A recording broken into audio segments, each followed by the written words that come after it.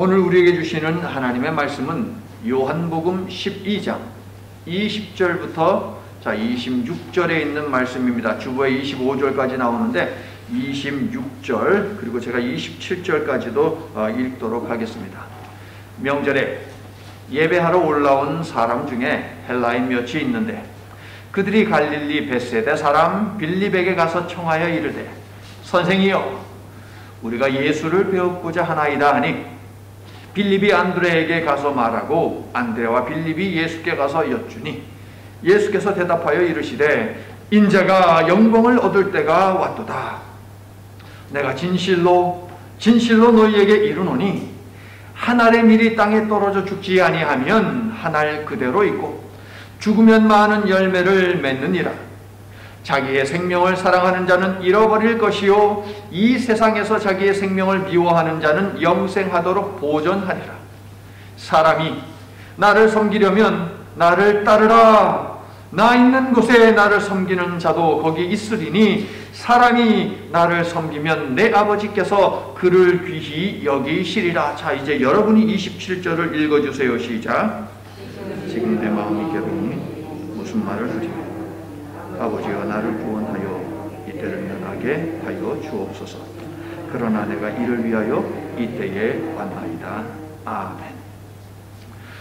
로마 가톨릭에서 20년 동안 고민한 이 사건이 하나 있습니다. 여러분들 테레사 수녀 아시죠? 머더 테레사라고 하는 칭호까지 주지 않았습니까?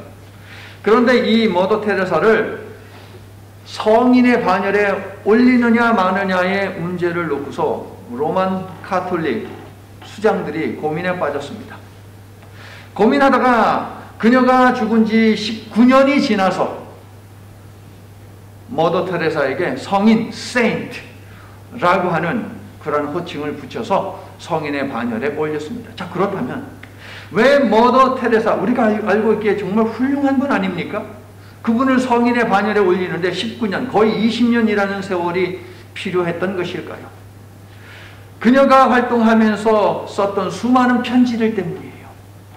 그 편지들 내용이 너무나 충격적이기 때문에, 너무나 큰 파장을 일으켰기 때문에 타임이라고 하는 잡지에서도 두 번에 걸쳐서 2007년하고 2016년도에 걸쳐서 그 편지의 내용을 갖다가 썼고요. 그 다음에 2016년도에 여러 그 신문사들에서 앞을 다투어서 그녀의 편지를 기재를 했거든요.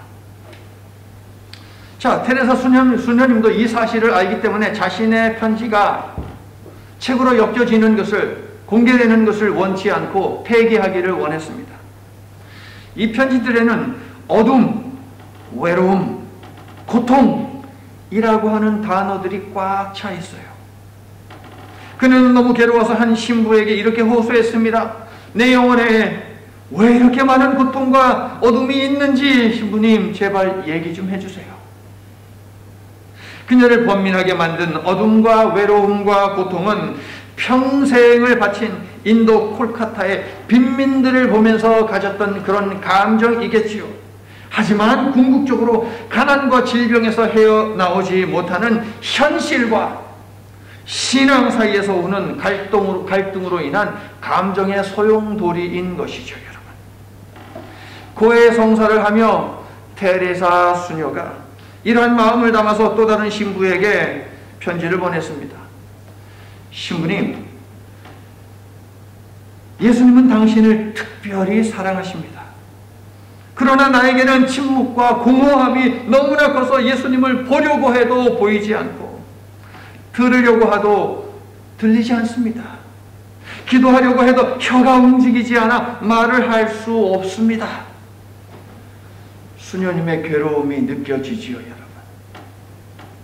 그런데 이러한 고백을 하고 석 달이 지난 1979년 12월에 노벨 평화상을 수상하면서 그 자리에서 수상 소감을 이렇게 테레사 수녀가 밝혔습니다. 예수 그리스도는 우리의 마음, 우리가 만나는 가난한 사람들, 우리가 주고받는 웃음 등 모든 곳에 존재합니다. 이렇게 말을 하는데 정작 자신의 마음 속에는, 자신의 삶 속에서는 예수님이 보이지 않는다라고 하는 것이죠. 또 다른 고해 성사에 따르면 테레사 수녀는 콜카타에서 봉사하기 시작한 1948년부터 그녀가 죽은 1979년에 이르기까지, 그러니까 무려 50년 동안 하나님의 존재를 느끼지 못했다고 합니다. 테레사 수녀는 그러한 자신이 겪은 내적 고통을 지옥과 비교했고 천국과 신의 존재 자체에 대해 회의에 빠지기도 했어요, 여러분.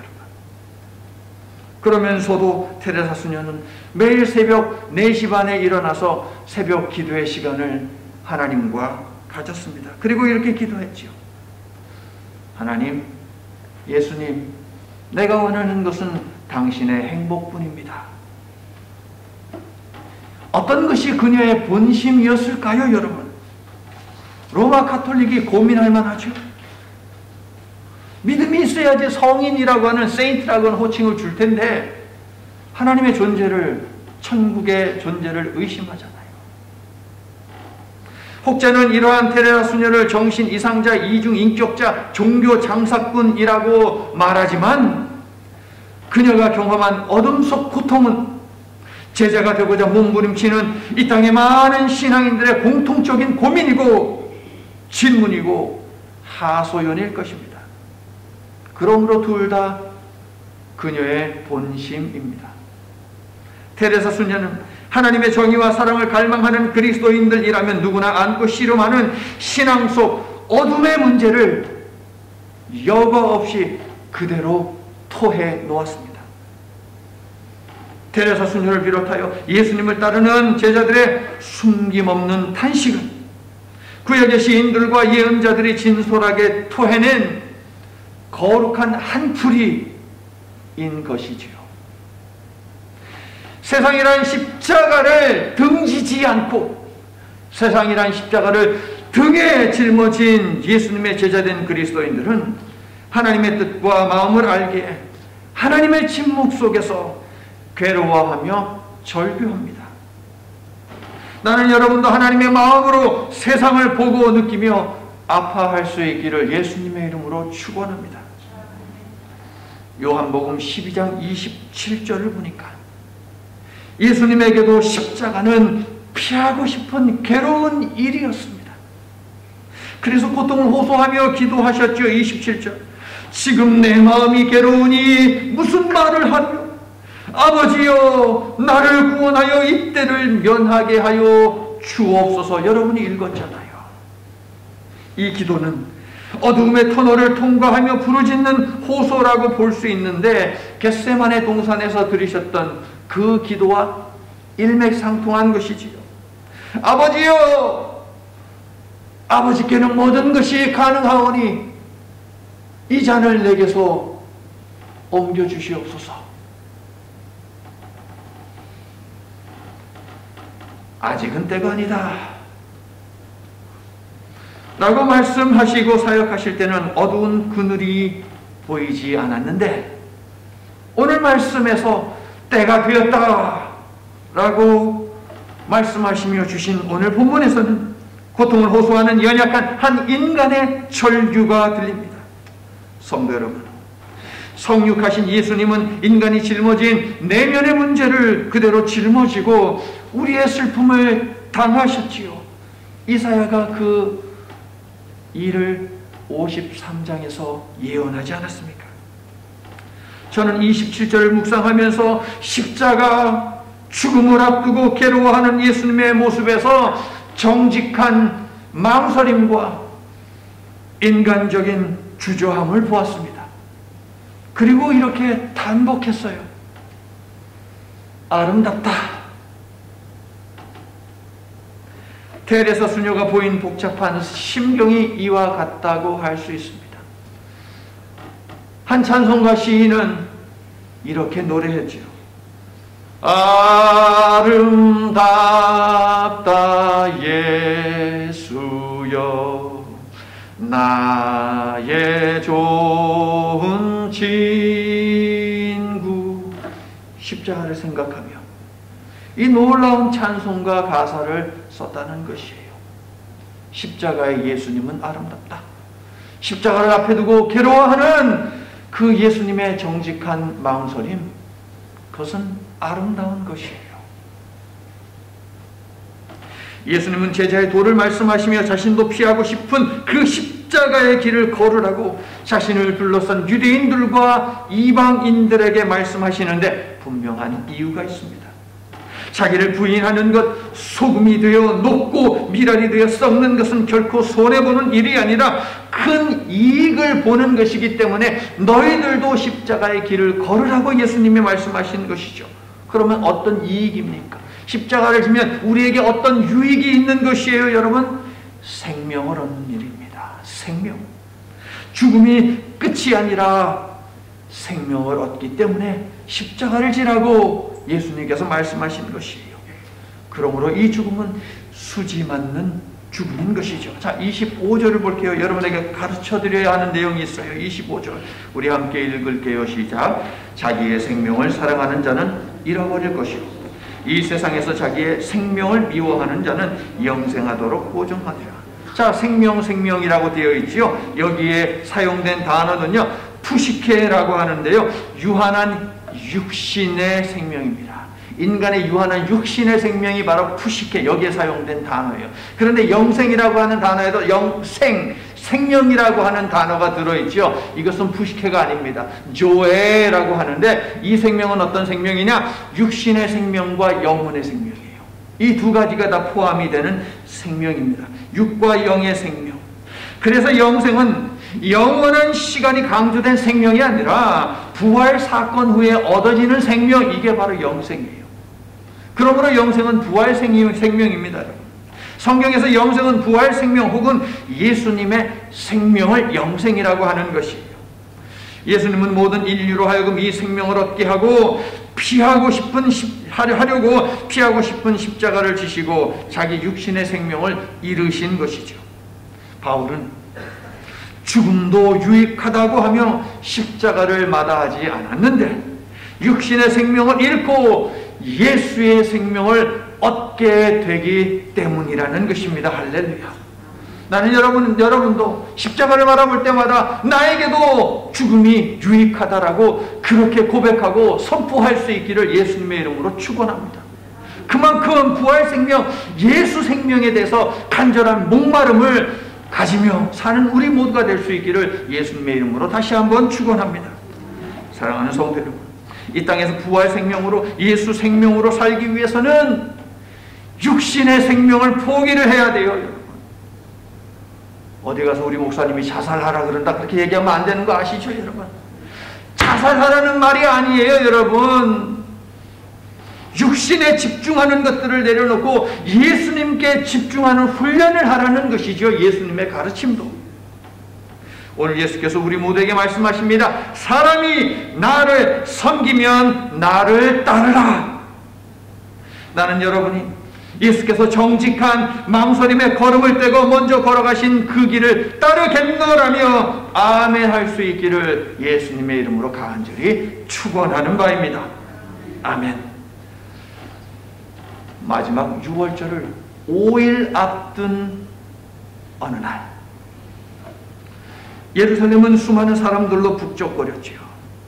오늘 본문 20절을 보니까 6월절을 맞이하여 예배 드리러 온 헬라인들도 있습니다. 본래 우상을 숭배하던 자들이었지만 유대교로 개종한 이방인들인 것이죠.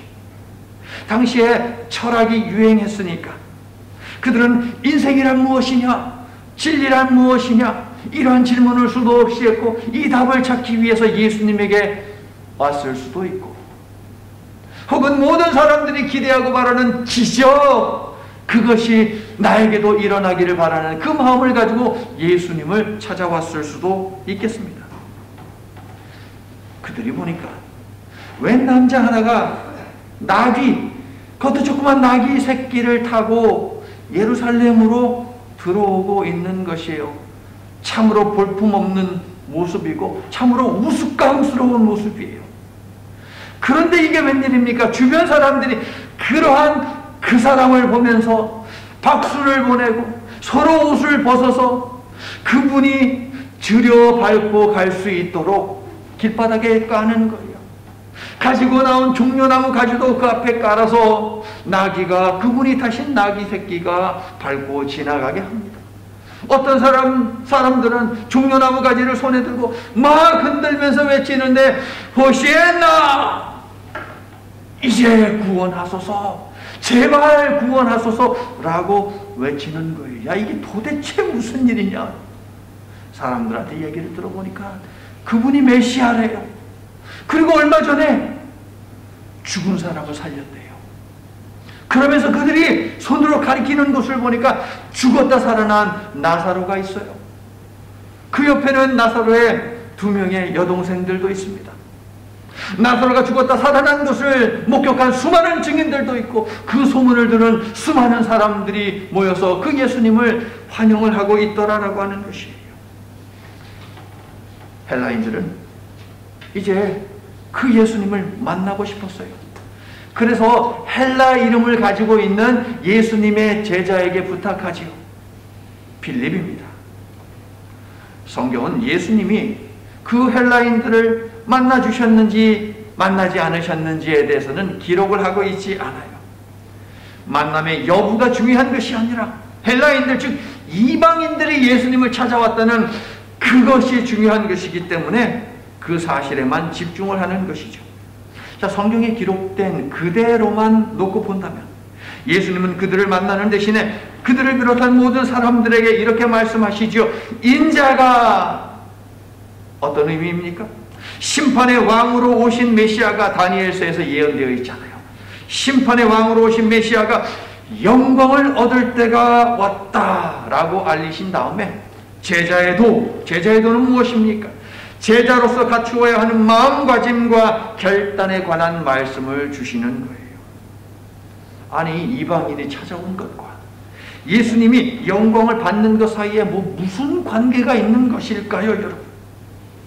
이방인이 예수님을 믿고 따르기 위해 나온 것은 온 열방을 구원하고자 하신 하나님의 참 뜻이 드러난 것입니다. 드러난 하나님의 뜻을 이루는 방법은 무엇입니까? 십자가 죽음입니다. 그러므로 헬라인들이 자신에게 나온 것을 보고 말씀하신 23절은 어떤 의미이냐? 바로 이것이에요. 십자가에 오르시어 하나님께 영광을 돌리고 하나님으로부터 영광을 얻게 될 때가 왔다는 것이에요. 십자가의 죽음, 그리고 그 이후에 하나님으로부터 받을 영광. 예수님은 십자가의 죽음으로 하나님께 영광을 올려드리고, 예수님이 십자가의 죽으심으로 하나님은 예수님께 영광을 주셨다는 것입니다. 자, 여러분 바로 앞 19절을 보세요. 이러한 사실이 예수님을 반대하고 예수님을 통해 하고자 하신 하나님의 구원 계획을 막으려던 자들의 입을 통해서 이미 고백되었습니다. 19절 시작. 볼지어다 너희 하는 일이 쓸데없다. 보라 온 세상이 그를 따르는도다. 예수님을 잡아 죽이려 모의한 자들의 모든 수고가 수포로 돌아갔다며 자포자기하면서 그들이 말을 하는데 온 이스라엘이라고 하지 않고 온 세상이라고 말을 하면서 온 세상이 그를, 예수를 따른다라고 이들은 말을 하고 있습니다. 자, 이스라엘은요, 하나님이 온 땅에 온 세상의 왕이 되신다라고 하는 이 사실을 증거하기 위해서 하나님이 하나님의 백성 삼으셨죠. 가나안 땅으로 들여보내시는 것도 하나님이 온 세상의 왕이다, 그러므로 하나님을 예배할지어다 라고 하게 하기 위해서 하나님이 그들을 선택했어요. 그런데 그들이 그 역할을 감당했습니까? 감당하는 것을 두떼시고 오히려 우상을 숭배하다가 나라도 망하고 그들도 포로로 끌려가지 않았습니까? 수도 없이.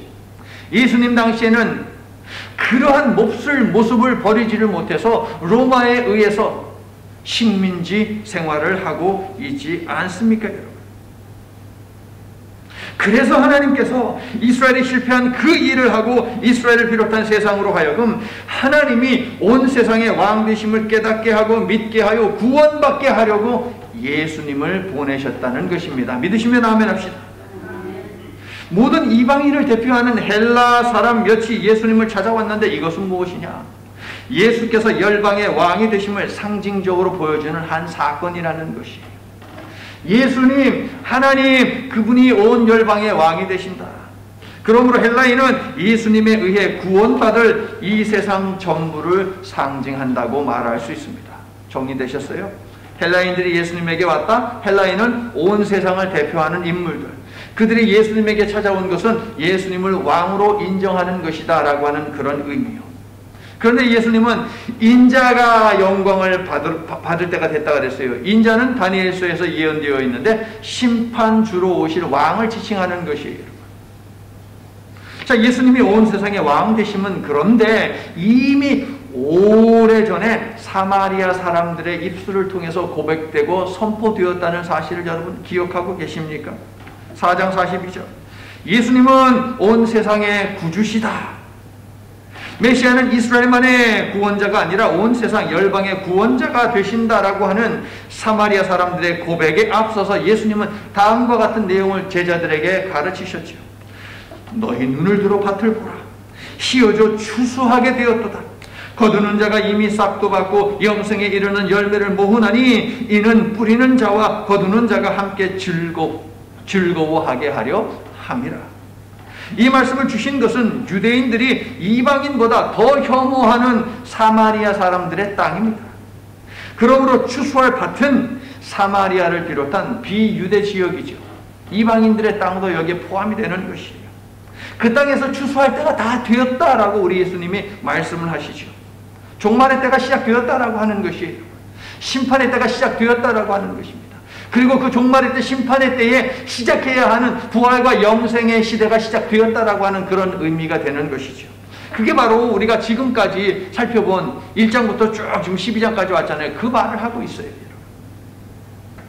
그들을 영생으로 인도하여 그들과 함께 즐거워할 때가 됐다라고 우리 예수님은 말씀하시는 것이에요. 오늘 본문 12장에서 말입니다. 성도 여러분, 하나님은 유대인뿐 아니라 열방이 복음을 듣고 하나님의 품에 안길 것을 바라셨습니다. 알고 계시죠, 여러분? 하나님은 차별하는 분이 아니시오 포용하는 분이시기 때문에 세상의 모든 사람이 하나님 나라에서 살기를 원하신다는 사실입니다. 믿으시면 아멘 합시다. 여러분도 그 나라에서 살기를 원하시고 여러분의 배우자도 그 나라에서 살기를 원하시고 여러분의 자녀들도 그 나라에서 살기를 우리 하나님은 원하신다는 것이에요. 예수님은요 10장에 있는 선한 목자 비유를 통해서도 자신이 바로 이 일을 위해서 오셨다는 사실을 이미 또 알리셨어요. 10장 16절 또 이 우리에 들지 아니한 다른 양들이 내게 있어 내가 인도하여야 할 터이니 그들도 내 음성을 듣고 한 무리가 되어 한 목자에게 있으리라. 자, 기억하시죠, 여러분? 예수님을 반대하던 자들이 12장 19절에서 이런 일이 이루어졌음을 본의 아니게 고백했고 바로 이어서 20절에서 이방인이 등장하고 23절에서 예수님은 때가 되었다라고 말씀하시잖아요. 그동안 다른 여러 사람들의 입술을 통해서 그리고 예수님의 입을 통해서 심지어 예수님을 반대하는 자들의 입을 통해서 우리 예수님은 온 세상의 구주가 되신다, 온 세상의 왕이시다라고 하는 것을 선포하셨어요. 이제 그때가 됐다는 것이에요. 온 세상의 왕으로 등극하실 때가 되었다라고 하는 것이죠. 그런데 온 세상의 왕, 그분은 심판주예요.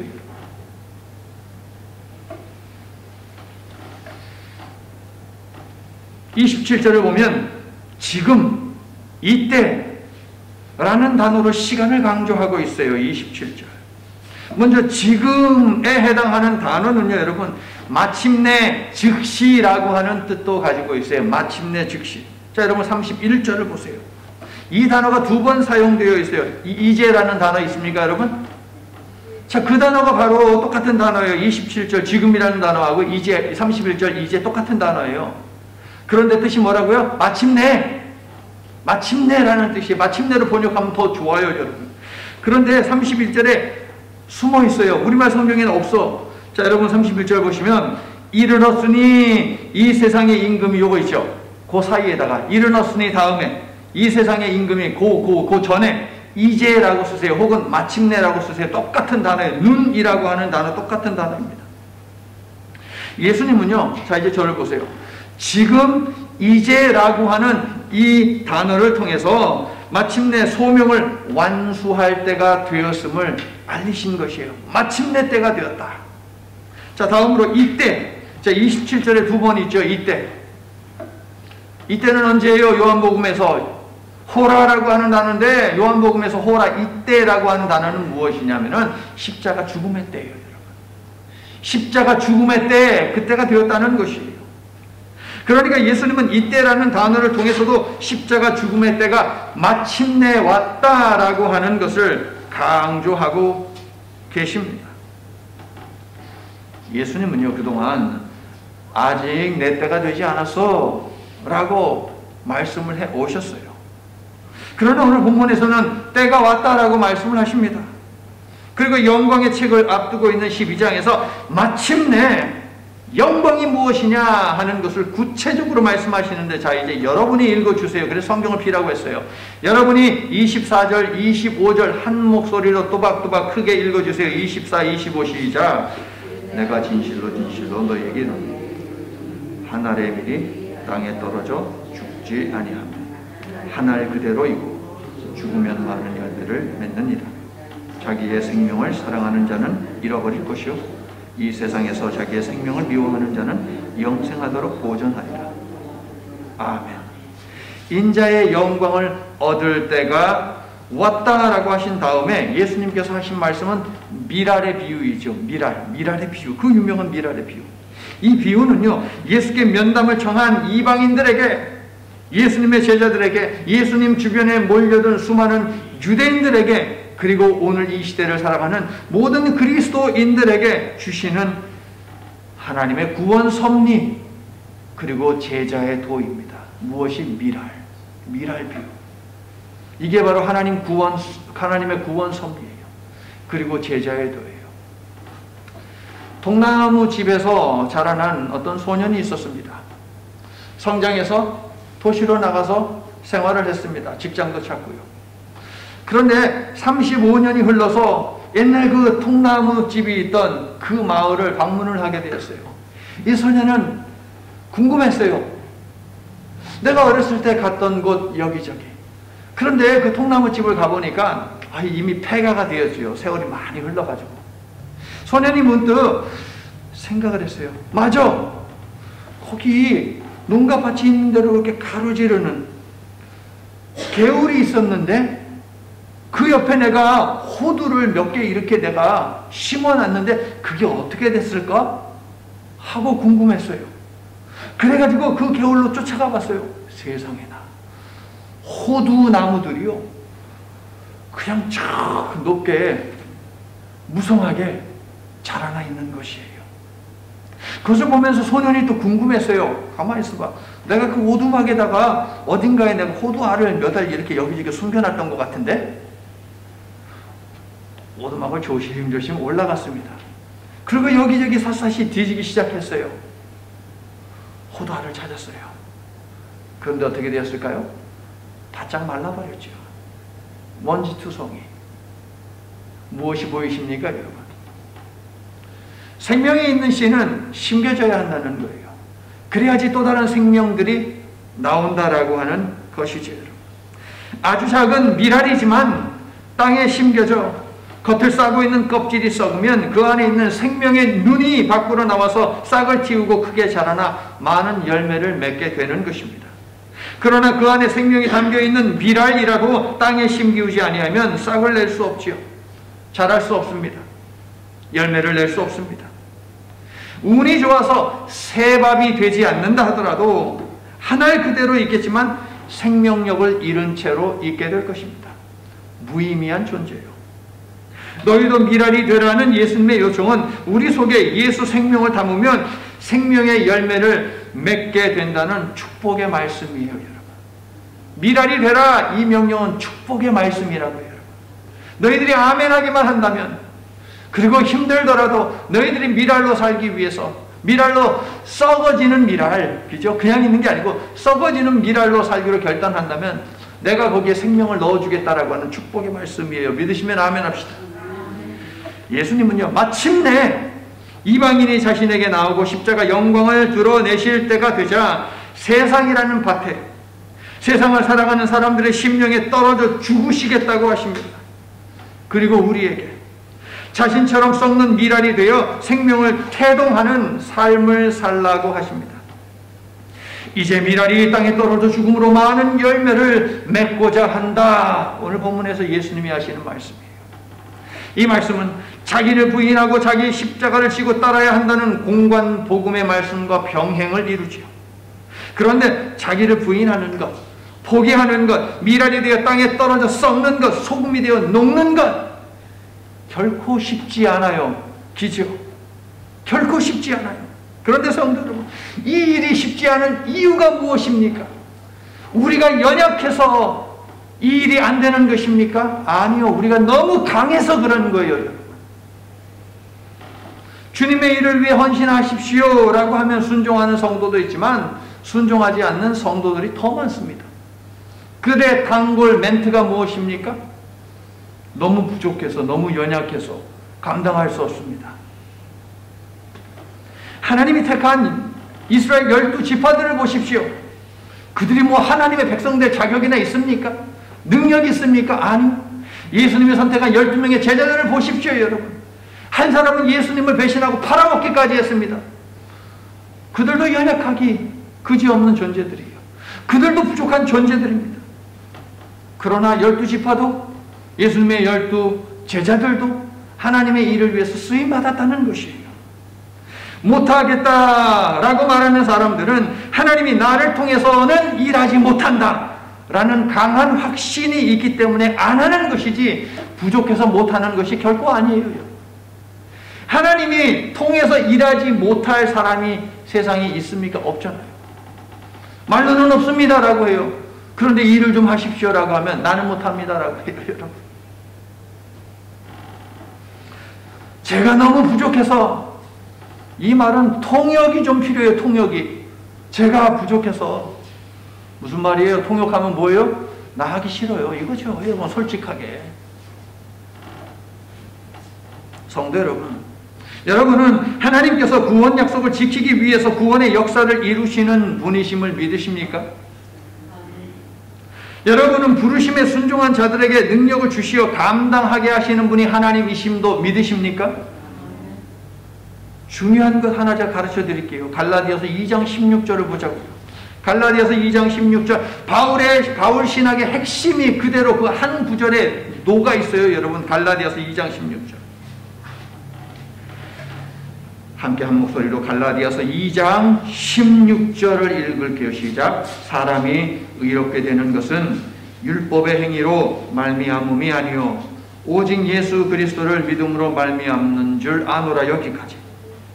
오늘날 많은 신약 학자들은 예수 그리스도를 믿음으로 의롭게 된다는 이 말씀으로 이렇게 오늘날 이해해 왔잖아요. 그런데 다르게 번역합니다. 이렇게 번역을 하고 있어요. 예수 그리스도의 신실하심 덕분에 우리가 의롭게 된다라고 이렇게 번역하고 있어요. 이 번역이 상당히 중요한 것입니다. 예수 그리스도의 신실하심 덕분에 우리는 의롭게 됩니다. 우리는 악하다는 것이에요, 여러분. 우리라는 존재는 부족하고 연약하고 악하다라는 것이에요, 여러분.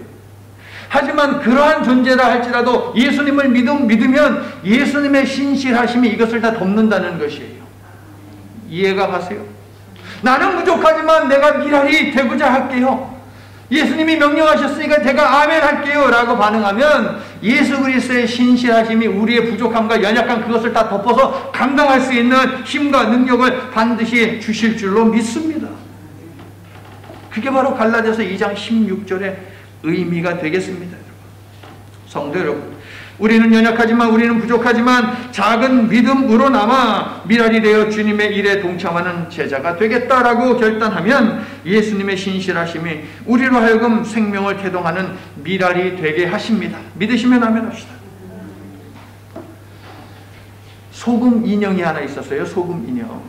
이 소금 인형은 굉장히 철학적인, 존재론적인 질문을 던진 그러한 인형이었습니다. 나는 도대체 누구이냐? 라는 이 질문을 소금 인형이 했습니다. 많은 책도 읽어보았습니다.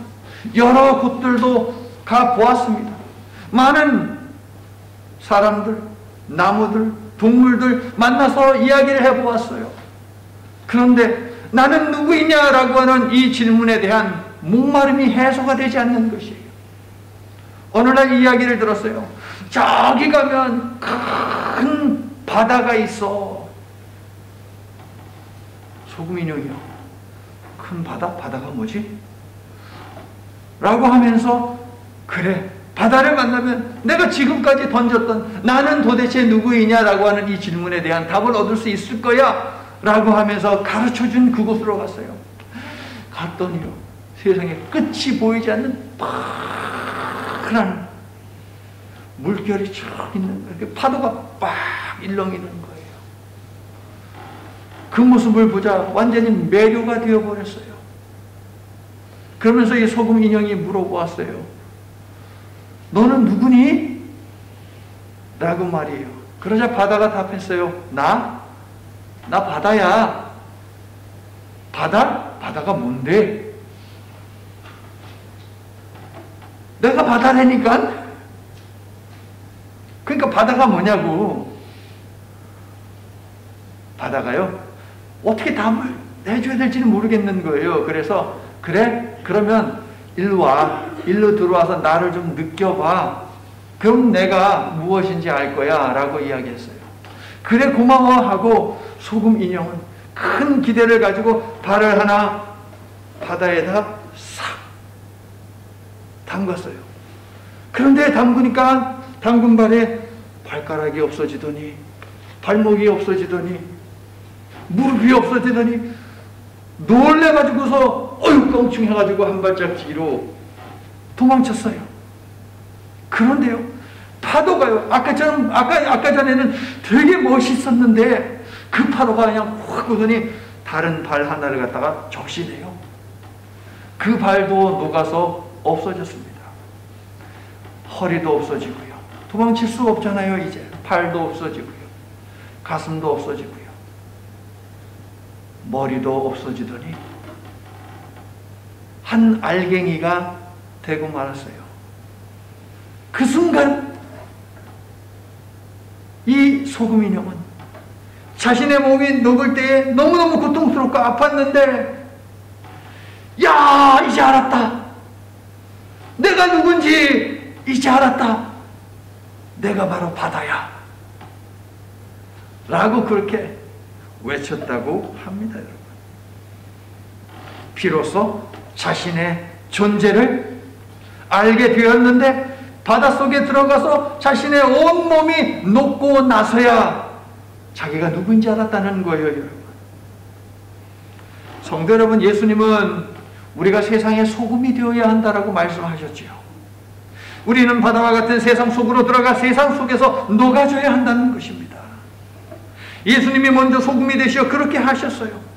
봉헌 기도를 드렸듯이 우리는 세상 속으로 들어가서 세상 맛에 취해 세상에 동화되어서는 아니 되고요.